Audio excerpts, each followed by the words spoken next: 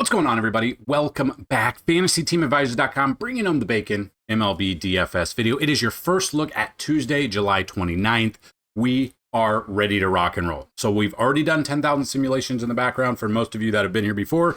But if you are new, we do things a little bit differently. So what we're going to do is we have a doubleheader on the slate right now early. And then we have a couple of games early that we're not going to cover because there's so much time in between. So we are going to cover the 12-game main slate. We're going to look at everything. So what makes us different than maybe other DFS providers? We are going to go through each game. We're going to look at the pitchers. We've got a couple that have not been confirmed yet, but should be. Once it is all confirmed, we will have updated everything on the website. Under the MLB tab, you'll see everything. But we're going to go game by game. We're going to look at the pitchers, and then we're going to look at about, depending, usually top 3 to top 5 batters from each team in each game. So if there's a certain team we think maybe we want to stack, maybe we do a little bit more than just a top 3. On top of that, after we're done with the 12-game main slate, we're going to go through our other segments, and you can find it all in the chapter section here. But what it is we are going to go through our matchup tool through 10,000 sims. All the batters have a 10 out of 10 matchup rating. After that, we're going to do our Pitches Be Crazy segment, and then followed by our Makin Bacon bets. So we're going to go through some bets that we like for the day. We also try to have giveaways every single day. 2 ways to win. Here's how you can win. Like the video, be a subscriber, and leave a comment on this video.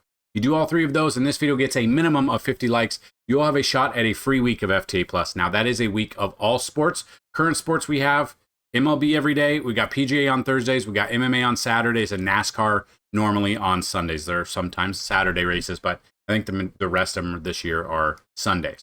If this video gets at least 100 likes, a chance at a free month, 150 likes, a free year, 200 or more likes in the video, a chance at a lifetime pass worth $500. Second way to win, somewhere in the video there'll be a keyword or key phrase. Look for it, type it in, and have a second shot. Now, we have not had a winner yet for both of them in about a month. No, we had it the other day, didn't we? We have had it multiple times. I think the record is someone won it 5 days in a row, either the keyword or the views or the likes there. So we are going to see who the winners are from yesterday, or maybe the one winner. You absolutely killed it with the views, with the likes, with the comments. It was crazy. But this is only for getting a minimum of 100 likes on the video. So even if the keyword is there, Dagger, you are the winner of the views or the likes. Please email me, dfshelp1@gmail.com. The link to sign, or the email is in the description if you need it. But let me know that you are the 728 video likes winner, and then let me know your username on our website. If you do not have a username on FantasyTeamAdvisors.com, just hit me up in the email with a username, email, and password, and we will get you set up. Now, you did have the keyword, but we are going to re-roll it. So you still have a chance to win yet again if we get it here. The keyword was blues or Monday blues because it was Monday. There you go, Brad Harmon. It's been a while since you've won, so congratulations. You know the drill. Email subject line 728 video keyword winner, and then let me know your username on the site. So like I said, we're going to look at some ballpark factors, see what the ball is doing, if the wind is blowing out. It's hot and humid in the Midwest. A lot of these games have hot and humidity there that the ball should fly out of there. So right off the bat, Yankee Stadium, Tampa Bay at New York, the wind is blowing directly out, 41% chance of home runs. Great American Small Park, the Dodgers at the Reds, hot and humid, 37% chance of home runs. We got Sutter Health Park, Seattle at the Athletics, 32% chance of home run. The wind is blowing directly out as well. Guaranteed Rate Field, Philly at Chicago, 25% chance. American Family Field, Chicago Cubs at Milwaukee, 21% chance. And then Progressive Field, Colorado, Cleveland, 24% chance of home runs. Now, let's not put out the news that the Cleveland Guardians have a little betting problem on their hands, with Class A now being a little bit, maybe not up to par. Good thing is, Sunday night at 10:59 was the trade deadline, and I traded Class A before I knew any of this happened. And I'm okay with that trade now. I was like a little iffy, but I came out on top on that trade. Class A, man, he really sold it in the ALCS last year. I will put it that way. So just kind of looking at all the games on this 12-game main slate, we should be good with weather. It should be good. We should be hold off. It should just be hot and humid. We should have a lot of things we can discuss and talk about here, which I am definitely okay with that if that's where we're going. So the first game we are going to talk about, we're going to talk about Tampa Bay Rays at the New York Yankees. And kind of the same thing that we always see. What are we going to get moving forward? You got Max Fried, who is coming off arguably probably his worst start. 4.6, well, second. It's been a couple of down games here, but he got minus 0.65 because he left with the blister. Said the blister was not a problem. Against Toronto, 4.6 fantasy points. Splits-wise, he's faced Tampa Bay twice this year. He's 2-0, 14-2, or 14.2 innings, 3 hits allowed in those with 8 strikeouts. He's averaging 25.8 fantasy points in those games. When he pitches at home this year, he does have a better ERA of 2.41 compared to 2.88. So we look at that, and he's obviously in a great spot. He's got a great matchup here against Tampa Bay. Let's just hope the blister isn't a problem, and he goes out there and shoves for exactly kind of the thing that we need him to do right now. Then you got Joe Boyle. He comes in with a 1.42 ERA, basically an opener. His last 2 starts, he's not doing anything. Just kind of see he's listed the probable starter for the Yankees, or against the Yankees. Will fill a spot in the rotation that opened up when Taj Bradley was sent down. So yeah, he's got 14 starts, okay? And that's in AAA. He obviously was here in April, then went down and came back up. He's been here. He's gone 5 innings once. That's the problem. Like, you're not looking at him. The Yankees do strike out the 4th most out of any team, according to Pitches Be Crazy, but I don't think I could trust him enough. You maybe throw him in for tournaments because he's 6,500, but you got to get 5 innings out of him. That's the big problem, that maybe we can't get those innings there. And then what do we do? So you never know. But if we were to look at, let's just say, bats on both sides, for me, if I'm taking the Yankees, I'm taking Giancarlo Stanton, obviously. Boyle, is he a righty? He is a righty. It depends on who's out there, but I would be looking at a little bit of, I think Ryan McMahon could be a cheap option if you got to go a full stack. Obviously, Jazz is in there. Cody Bellinger is in there. If you want a full stack here, Jason Dominguez, if he starts, it'd be awesome if Jason Dominguez led off. There's obviously Trent Grisham. Like, I like this Yankee stack here, as long as maybe it's not like there's Ahmed Rosario now. If there's Ryan McMahon, if you need a couple of value bats to do a full stack. Tampa Bay, if you were to go Tampa Bay on this side, Yandy Diaz, Jonathan Aranda, and Junior Caminero are probably the only 3 that I would look at. Probably outside of that, I'm more going on to a Yankee stack than Tampa Bay. Contrarian would say Max Fried's probably going to be the highest owned pitcher on the slate, on the main slate at least. Go Tampa Bay in case he does have another bad game. If Tampa Bay goes off, then you're obviously above the field. Kind of like what we did on Sunday with the Yankee stack against Zach Wheeler. Zach Wheeler was the highest priced guy. We went with the Yankees in some stacks, and it worked out for us. So that's kind of what we're looking at here, kind of a digging into what kind of bats, what are we looking at here. So the next game we look at, the Dodgers at the Reds. The wind is blowing out. It's Great American Small Park. You got Tyler Glasnow versus Nick Lodolo. Splits-wise, when he pitches at home, he does have a 4.17 ERA, which scares me, especially being a lefty here against this ball team with the Dodgers. He is coming off a fantastic start at Washington, 42.85. He had 26.75 there, and he had 23.7 there, 19.9. Basically, on DraftKings, we've talked about this in the past. What we are looking for, here on DraftKings, 20 to 30-ish range would be your, since you have 2 pitchers. On FanDuel, maybe we look at about 40 to 50 since you have 1 pitcher. Now, I think the Dodgers make a ton of sense with the wind blowing out and everything, so we can stack there. But Nick Lodolo at 8,300 is going to be one of those other contrarian pitchers because everyone will be on the Dodgers there. So splits-wise, he has not faced the Dodgers this year. Then you got Tyler Glasnow. He comes in, 2.75 ERA. Obviously, he was out for a while. This will be his 4th start since April and his 4th start in the month of July. He's pretty much shoved twice. Not shoved, but he did okay against Milwaukee. He did okay against Milwaukee again, and he dominated Minnesota in his last start. He is, as long as he doesn't get hurt, we're looking right around 90 pitches there. Cincy, I'm okay with them, just because we're not 100%. In his career against Cincinnati, 42 plate appearances, 256 batting average. When he pitches on the road this year, it's only 3 starts. It is 4.09 ERA. That's the only thing that scares me. I think both of these pitchers are probably only tournament pitchers at this point because of the game that we're in here. Now, with that being said, Dodgers bats that I would use against Lodolo, Against the lefty, we love to take Teoscar Hernandez. I'm all over Teoscar Hernandez.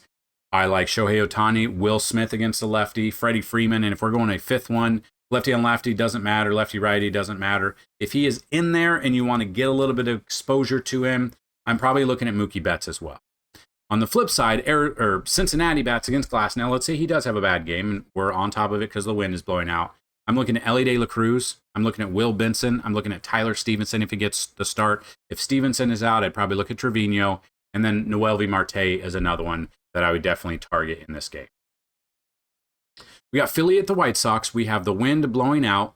I know it's the Jesus Luzardo versus Jonathan Cannon. Give me Luzardo, and then give me the Phillies as a stack.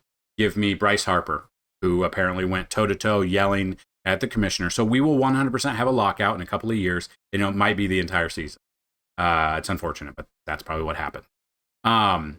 So give me Luzardo and Phillies. So Bryce Harper, Kyle Schwarber, Castellanos, Trey Turner, Bryson Stott, Brandon Marsh. Like, I am in love with a multiple different Philly stack today. Meaning I like more than 5 people on this team to stack, which is the most we can do on DraftKings. So I'm going to have multiple different stacks. But give me Luzardo and give me the Phillies as a stack there. Going to the next game, you got Boston, Minnesota. Coming into this game, we don't know what to expect. You got Lucas Giolito currently versus Chris Paddock. Now, Giolito started the season off kind of slow. As you can see with the game logs, if they load, I don't know what is going on. Game log wise, like okay there, and then minus, and then okay, then minus, then okay, then not good, really bad, good, and it consistently went up. His last 2 starts, one against Philly, one against Chicago Cubs, not so much. He's gotten 5.1 innings and 4 innings in that one. He's given up 9 earned runs in those 2 games. Splits wise, he has not faced Minnesota this year.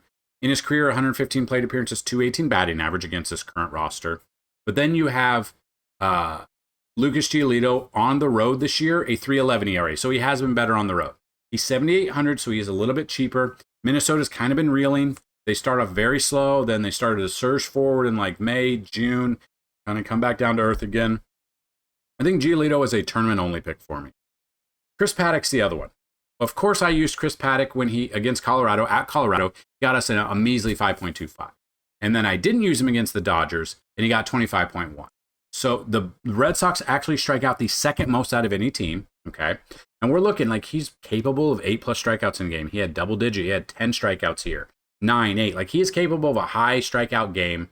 He's already faced Boston once this year, went 5 innings, 3 earned runs, and only 2 strikeouts. So he did nothing in that game, 5 fantasy points. When you look at him pitching at home, he does have a better ERA, but it's still a 4.34. So looking at that, maybe both pitchers are tournament only, but I don't think you trust them for cash. But if we're looking at bats on both sides, it now sounds like Jarren Duran is not going to be traded, so he's obviously always going to be in the talks to take for a batter. But if I'm looking at Boston bats, I'm probably looking at Trevor Story, Jarren Duran, Alex Bregman be my top 3 right now, obviously through 10,000 sims. And then the Twins, probably if he's healthy, I know he's day-to-day on Monday, but Byron Buxton's my number 1. Willie Castro would be my number 2. Cody Clemens, Matt Wallner, Trevor Larnach, if you guys are trying a full Minnesota stack there. So I do think both pitchers are tournament only because, again, you see this. They're averaging 14.7 and then 10.4, which is not enough on DraftKings. Basically, DraftKings, you're looking for 20+ is what you're averaging there. So the next game is the Cubs at the Brewers here. Obviously continuing to battle for the NL Central. Probably see it all year. What we see here, Colin Ray, 6 plate appearances, 600 batting average. So not much. Quinn Priester, 36 plate appearances, 367. Honestly with you, I'm not really looking at pitchers. There's just so many other games. I would look at batters in this. So both sides, I kind of like stacks on both sides. Seiya Suzuki, Michael Busch, Pete Crow Armstrong, Dansby Swanson, Kyle Tucker is what I would look at. Flip side of that, Milwaukee bats. Christian Yelich should be my number 1. Andrew Vaughn, Bryce Terang. I'm looking at Jackson Churio and probably William Contreras in this game. I kind of like both sides. I'm going to avoid the pitching. I'm going to 100% go with the bats, though. Next game, we got Atlanta at Kansas City. Now, again, remember, in 2 days, it's the trade deadline. People are going to get traded. Hopefully, we don't get screwed over by this. At the moment, it is not 100% confirmed who the pitcher is for the Braves. It could be Eric Fetty. Now, I just found out that Eric Fetty got traded. Didn't even see that on Sunday, okay? Eric Fetty, Wop, very, very bad guy. Not bad guy in, like, pitching-wise, yes, but minus 0.05 at Colorado, which that's Colorado. 2.3 against this Atlanta team. -6, -10, -7. He has not been good. Now he goes up against Kansas City in a pitcher's ballpark, which whatever. Seth Lugo, who just signed a contract. If I'm taking a pitcher, it would be Seth Lugo against the Braves, okay? That's if I'm taking a pitcher in this one. But if I'm taking bats on both sides, Bobby Witt Jr. against Eric Fetty, yes. Vinny Pasquantino, Salvi Perez, absolutely. Michael Garcia, his name's been thrown out there to get traded too, so definitely monitor that. Flip side of that, Braves bats against Seth Lugo. I would look at Matt Olson, Austin Riley, Ronald Acuna for my top 3. A couple of more, Michael Harris and maybe Marcell Ozuna. But Ozuna's name has also been in the works, or his name's been thrown out there for trades. He will accept any trade to any team if he is guaranteed playing starting time. So he has a full no trade clause. So that's kind of something. But again, who knows? The Braves are so bad they could be trading. I mean, everyone's could be traded outside of, like, Acuna's not getting traded, Matt Olson's not getting traded, Michael Harris, Albies apparently is not getting traded. You could see, I mean, other people could be traded between now and the start of this game, or even, usually it comes on Thursday, the day of the trade deadline, though. We got Miami at St. Louis. You got Sandy Alcantara versus Sonny Gray. Alcantara has struggled this year. We know that. In 41 plate appearances against the Cardinals, 17.1 K percentage, so not ideal. 235 batting average, though, so pretty good. And then you got Sonny Gray. We've already looked at him. He was too expensive for my blood the past 2 starts, both under 10K. We stacked Arizona against him, and it worked for us. Then last start, I said I don't trust him at San Diego. They are better against righties, and he's pretty bad. I don't trust that. I mean, he's good at home, but it was 339. I didn't trust that. I'm still on the fence with him right now. His price is up there. His ERA is now 4.33. Splits-wise, he has not faced Miami this year, but we have stacked Miami this year, and it has worked out for us. Then you got Alcantara, 6.66 ERA. He's got the devil ERA. His name has been one of the names to be traded pretty much all year. He has struggled, though. You see his great game against San Diego. Bad, bad, bad, bad, bad, bad, good, bad, bad. Like, it's been atrocious.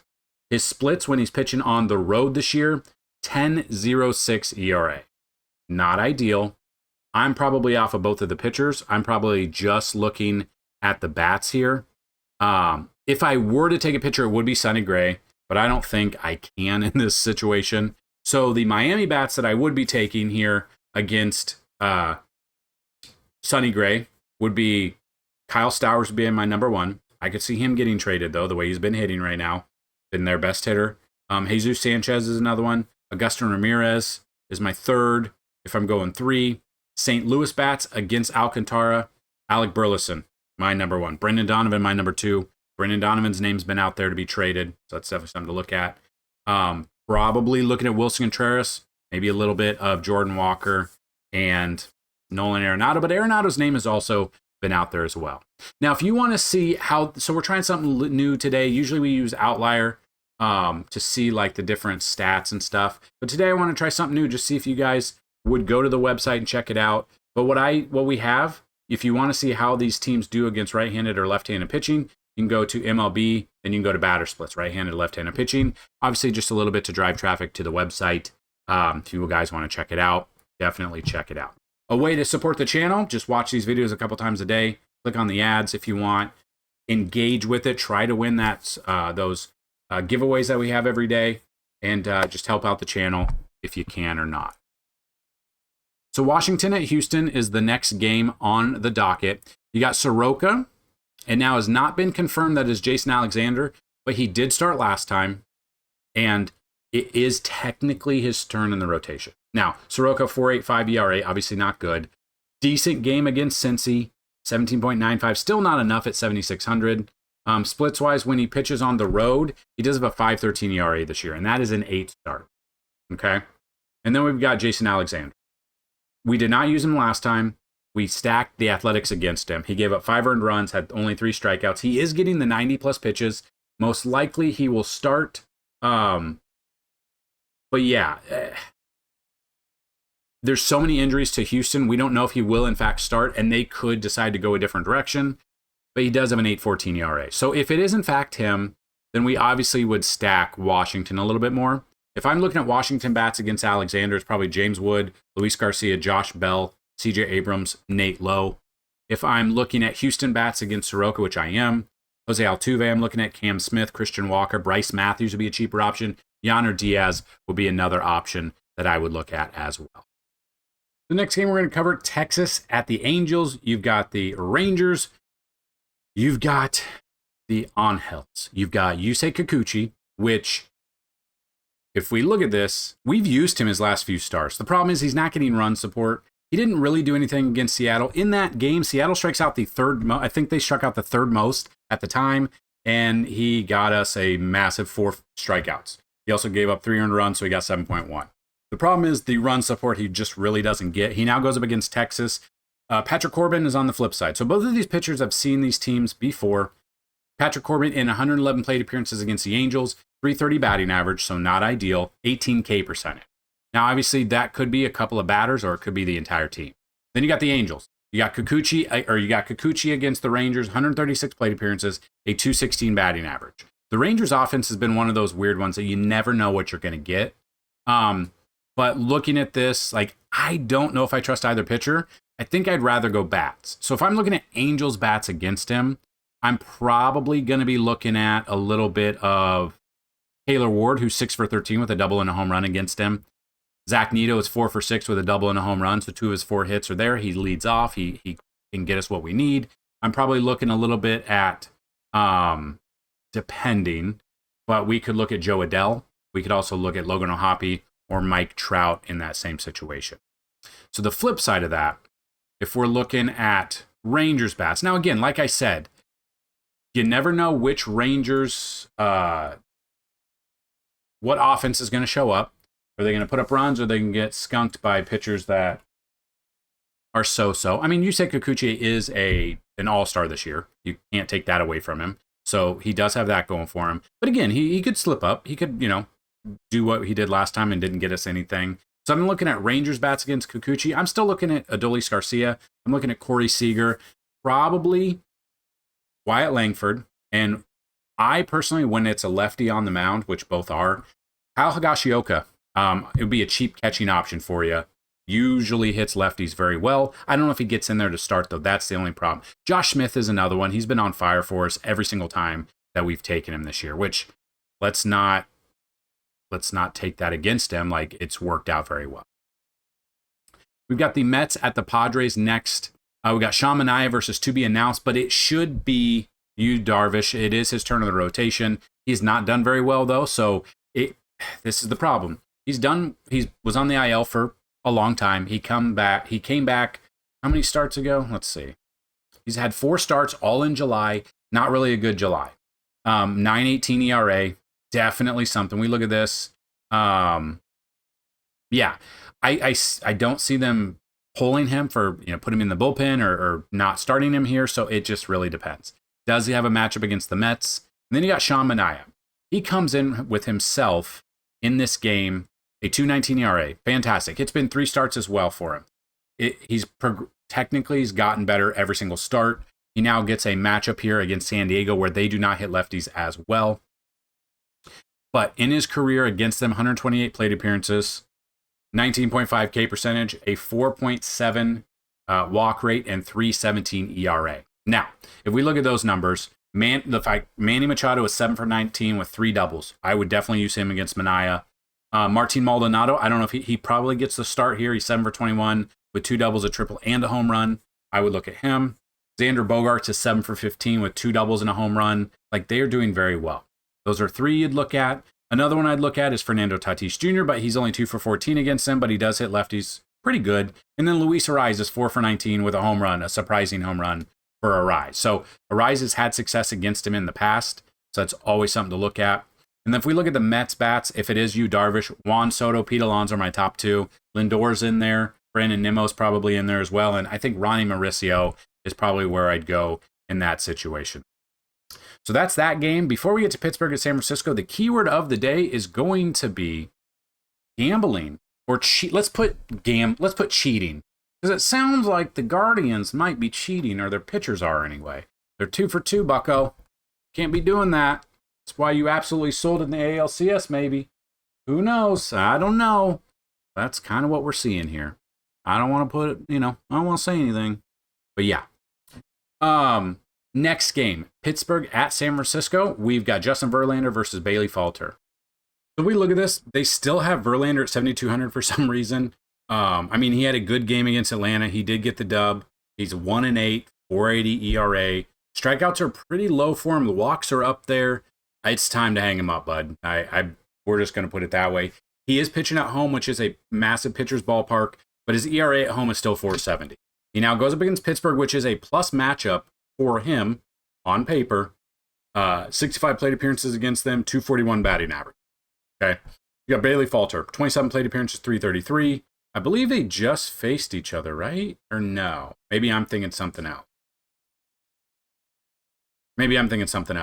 You got Bailey Falter. He comes in splits-wise. He has not faced San Francisco this year. He's got 3.82 ERA, so it's better than Verlander. When he pitches on the road, he's as of a worse ERA of 4.43. I am intrigued by Bailey Falter as a very contrarian tournament option that I don't think a lot of people will be on here. That being said, I could definitely see you guys going in a different direction and wanting to do just bats, just because I think it'll be a little bit easier to convince you otherwise. But if we're looking at that, then we are definitely needing to take on some bats here. Now, again, some of these could get traded, but Pirates against Verlander, O'Neal Cruz's name has been out there to be traded, but he hits the ball very hard. He can get on base, lefty-righty matchup there. I would look at him. I would look at Tommy Pham. I would look at Brian Reynolds. I would look at Brian Hayes. Be the four that I'd feel comfortable with right now. And then on the flip side, San Francisco bats against Verlander, Devers, Matt Chapman, Elliot Ramos, probably Willie Adames, maybe Jung-Ho Lee. I'm not 100% I like to take him more against lefties there. But if I were to take pitchers, I think both are tournament options. But as you can see, they're not averaging. They're averaging less than 12 fantasy points a game. Falter, you'd get a little bit more value at 6,400. Then you got Seattle at the Athletics. Again, this is a minor league ballpark. The ball flies out of there. Logan Evans versus Luis Severino. So if you look at Sevy at home, his numbers, they're bad. 6.68 ERA. He's even come out to say he doesn't like his numbers there. In 2 starts against Seattle, 12 innings, 4 earned runs, 11 strikeouts. If you want to look at the game log here of when he pitched against Seattle at home, 10.1 on May 5th, and then 20.7 the first start of the year for him. So at home, the way the wind is blowing out of here, it's not ideal. Then you got Logan Evans against the Athletics. Splits-wise, he has not faced them this year. When he pitches on the road, he does have a 5.97 ERA in 6 starts. Coming off 15.5 against the Angels, and then really that's it. I'm avoiding the pitching in this one. I'm going the bats. That's where I'd feel the most comfortable.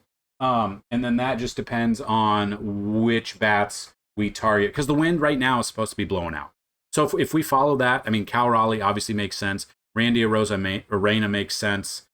J-Rod makes sense. I like Jorge Polanco. You want a cheaper option, maybe a JP Crawford as well. And then on the flip side of that, if we're looking at A's bats against Logan Evans, Nick Kurtz obviously dominated, what was that, Friday night or Saturday night? I think Saturday. Put up 76 fantasy points. Crazy. Soderstrom, Brent Rooker, Lawrence Butler, Shea Langoliers, if I'm going a full stack. I'm just avoiding the pitching in this one. We just have other better pitchers on this main slate that we can look at. And on top of that, there's just different options that I would look at there. I think this could be a very, very, very high-scoring game. I want to see 15 runs in this game. I want to see 20 runs in this game. And I want all of our bets, bats, everything to go off for us. So there you have it. That is the main slate completed, all 12 games. A couple of the pitchers are unconfirmed yet, But once they are confirmed, we'll update our simulations, we'll update our projections, we'll update everything that your little heart desires and needs for your day of hopefully winning some money. So now we're going to do the matchup tool. All the batters have a 10 out of 10 matchup rating through 10,000 simulation. Now we do and I don't remember if I mentioned this at the beginning, but we do a total of 20,000 simulations, usually a couple hours before first pitch. So afternoon after lunch will be updated. These are all of the batters through 10,000 sims. There's not very many right now, which is unfortunate, but it probably will change later on. Number 1 is Kyle Schwarber. 2 is Nick Kurtz. 3 is Brent Rooker. 4 is Trey Turner. 5 is Bryce Harper. 6 is Tyler Soderstrom. 7 is Max Kepler. 8, Rafi Devers. 9, Brendan Donovan. 10, Nick Gonzalez. And 11, Spencer Horowitz. So you can see the first 7 is the majority Phillies. It's 4 Phillies and 3 Athletics. It's really loving those 2 games. Those are 2 of my favorite stacks that we already talked about today. So those are all the batters currently with 10 out of 10 matchup rating. We're now going to do our Pitches Be Crazy segment. So what is Pitches Be Crazy? So we are looking at the bottom 5 teams that strike out the most on this main slate itself and the pitchers going against them. Now, we don't necessarily always agree with, hey, let's take these pitchers. But if you want to look at the numbers a little bit, I actually did our Pitches Be Crazy on Sunday. And I did I think it was a 5-pitcher parlay with strikeouts. And I hit. It was $5 to win 31 or 35. $5 to win 35. So, I mean, at 7 times your return on investment. Those are great. So yeah, I mean, always take these with a grain of salt though, because anything can happen. Weather could definitely be a factor. The ballpark factors could be as well. So number 1, Patrick Corbin at the Angels. The Angels strike out 9.66 times per game, 9.53 at home. Number 2 is Chris Paddock versus the Red Sox. The Red Sox strike out 9.05 times per game. They strike out on the road 10.25, which is a big number. Number 3 is Luis Severino versus the Mariners. The Mariners strike out 8.85 times per game, 8.78 on the road. That ballpark scares me, though. Number 4 is Joe Boyle at the Yankees. The Yankees strike out 8.74 times per game, 8 times at home. I do not trust Joe Boyle here. And then number 5 is Seth Lugo versus the Braves. The Braves struck out 8.72 times per game, 8.67 on the road. Now, I could see you getting a boost with Seth Lugo if the Braves end up trading any of their guys before the game starts. Because, again, Thursday is the trade deadline, so we got a couple of days left. I think they moved it to 5 p.m. now, so it's a little bit later than what it was. But yeah, definitely pay attention. You should be good with all the pitchers, though. Their names are not out there to get traded at the moment anyway. Obviously anything can happen, but that's where we're at. So now we're going to do our final segment. We are going to talk about our make and bake. So these are some of the bets that we like to get you 2+ bases, or you could even parlay it down to just hits, RBIs, whatever you want to do. Don't parlay all of these together, but I do like a lot of these. And I do parlay these together during the, at night as well. And again, some things just don't work out. You could have a batter who's 10 for 10 with 10 home runs against pitcher A, and then they go out and strike out 4 times in the game for whatever reason. Obviously, it's baseball, it's gambling, it's having fun, but have some realistic expectations. So number 1 is Zach Neto that I'm looking at. I'm looking at him against Patrick Corbin. Number 2 is Jarren Duran, who's no longer getting traded. Number 3 is Byron Buxton. 4 is Alex Bregman. 5 is Brent Rooker. 6 is Nick Kurtz. 7 is Trey Turner. 8 is Brendan Donovan. 9 is Tyler Soderstrom. And finally, 10 is Bryce Harper versus Jonathan Cannon. So we have 10 there. You could parlay some of them together. Maybe not all of them. But I definitely love the Mariners at the Athletics. I love the bases here. I love the wind. I want to get exposure to that game. Maybe even when we same game parlay it, we will see. And now we're going to look at some pitchers and the strikeouts you could look at here. Now, not necessarily in this order, but these are what I would look at. Yusei Kikuchi, it depends on which Rangers offense shows up. But if you can find a line for 6+ strikeouts, I'm okay with that. Just depends if he's going to get us there or he's going to get into trouble and then not get us to 6+.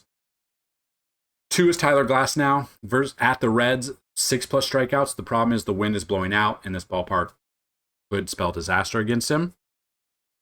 3 is Jesus Luzardo, 6+, maybe even 7+ strikeouts there. 4, Nick Lodolo versus the Dodgers, 5+ strikeouts I'm okay with. 5, Max Fried versus the Rays, 5+, maybe even 6+ strikeouts. 6 is Sonny Gray versus the Marlins, 5+ strikeouts, maybe go up to 6+. And then Patrick Corbin versus the Angels. Again, the Angels have hit him, so it's definitely it's very volatile, but 4 to 5+ strikeouts, I'm okay with that as well. So there you have it, guys. If you have any questions, comments, concerns, get those down below. Get in our free Discord in the discussion or in the description of this video. Have a fantastic day, whether or not you're doing sports betting, DFS, MLB, or a different sport. I think they still have Madden simulations, because I still don't understand how that's a thing, but whatever. We are inching our way towards NFL. We now have football every weekend, some form of football every single weekend until February, until the Super Bowl is over. And then right after the Super Bowl is the XFL, right? Or USFL or whatever we call it now. So yeah, we are very excited.